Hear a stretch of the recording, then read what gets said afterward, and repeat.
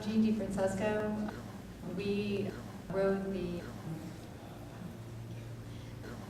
the reference model for the U.S. National Lab to manage the non-NASA uses of ISS.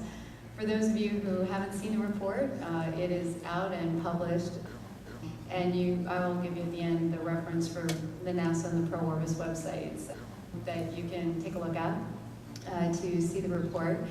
Since, in the interest of time, and because the report is a good 100 pages, so you'll have a very good sense of what it is that we were imagining in the design of the lab, I thought I'd introduce 4 or 5 kind of important ideas to the management of the National Laboratory from what we've learned so far in the study that really created the study that we did incorporated about, in addition to all the reference material and the research, about 200 interviews, many of them with people that are here in the room today.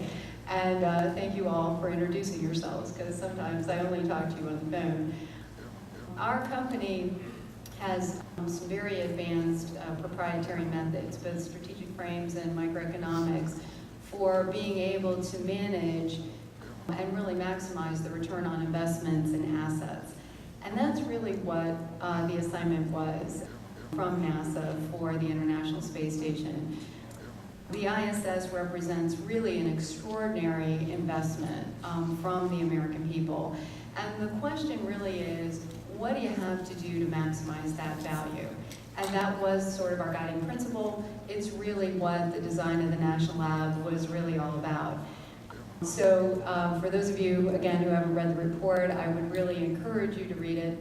And really what we did in the report was take on a very systematic and disciplined approach to first understanding the valuable uses of ISS, many of which you guys have discussed today, analyzing the current capabilities all throughout the supply chain, because the International Space Station, as you well know, is not just an asset that operates on its own. There is a whole series of labs and vehicles and payloads processing and other capabilities that are required to actually use the space station. So we analyzed the supply chain and we determined what capabilities in the supply chain were missing.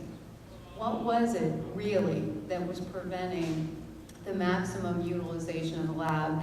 And then we designed the optimal enterprise to basically do those things. So a couple of important things to understand about this kind of work. One is that the design that you'll see is it's not simple. It's not straightforward. Utilization of an asset like this isn't easy, and maximizing the value was even harder. So realize that in any sort of exercise like this, you guys are well aware of and have seen a lot of constraints.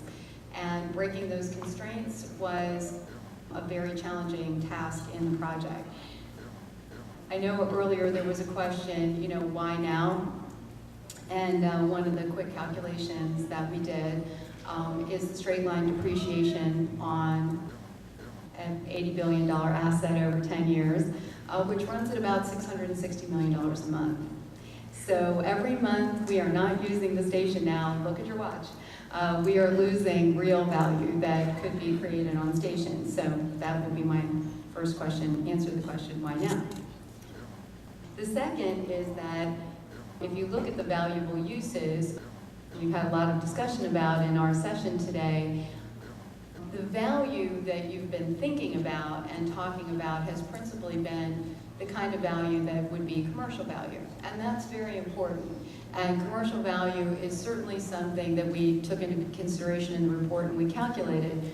But really, the value proposition for ISS and the investment perspective is really from the perspective of the American people. And so when you look at return on investment, you really have to think about it in terms of what are the values that can be derived from the work that goes on ISS for the American people. And even though commercial value is really important, if you think about it, it's a little bit like of the equation here. So if you look at we call this application value from the various kinds of discoveries that can be made on ISS, it's kind of U.S. economic interest value, we would call that. Whether it's industrial market value or any kind of measure like that, those are the easy measures to do. There's also other U.S. economic interest value, like the additional tax revenue that comes from profits from economic development, and sometimes even things like reduced government spending. So when you think about value, and you think about it from the American government standpoint, you have to think in much bigger terms than just commercial value. We also took into consideration and defined things that go beyond the U.S. economic interests to valuation of U.S. leadership in space and U.S. security interests, education and academic value, and life on Earth. So there's a lot of value that can be derived, and you can think of the visual just like this. For every bit of economic value that is created, there's an awful lot of intangible value that is also created for the U.S. government. Now, what's important to understand about intangible value is that it is not amorphous value. It is not uncalculable value. It is real value. And it is those kinds of value propositions that put the value equation potential for ISS in the billions. Without it, you might not get there. With it, for sure you will. So understanding value propositions is very important to understanding the value that can be created. But then, of course, the next thing you have to do is manage for value. And Bill introduced you to the concept of research pathways a little earlier today, and I'll try to introduce you to this a little bit more. What we discovered is that basically, if you look at the kind of work that goes on in ISS, you'll see that the history of the projects that have been done in lower Earth orbit, obviously through the shuttle program, and about the 250 or so experiments that we reviewed, they actually fall in all these different places in the research pathway. So when you're thinking about how value is actually created, for the most part, no single individual organization, certainly no commercial organization, manages this entire pathway. Typically, the basic and theoretical parts of the research pathway are being done by universities, being funded by more government, foundations, other sorts of visionary funding. These translational activities could be happening in independent labs. It could be happening in some companies, but a lot of companies have moved most of their research and development into the product development and product enhancement areas. So the funding goes with the research pathway, but this research pathway is not happening in one organization. So if it's not going to happen in one organization, then you have to be able to manage the activities across the research pathway. And that's one of the important capabilities that we designed into the National Lab Design. And that has to do with the management of intellectual property. So how the IP is going to be managed throughout the pathway is a very difficult undertaking. We devoted a lot of the report to the analysis of that, and an important thing to keep in mind as you look at the kinds of activities that the National Lab will have to take on. The second thing about research pathways is understanding what they really do for value creation.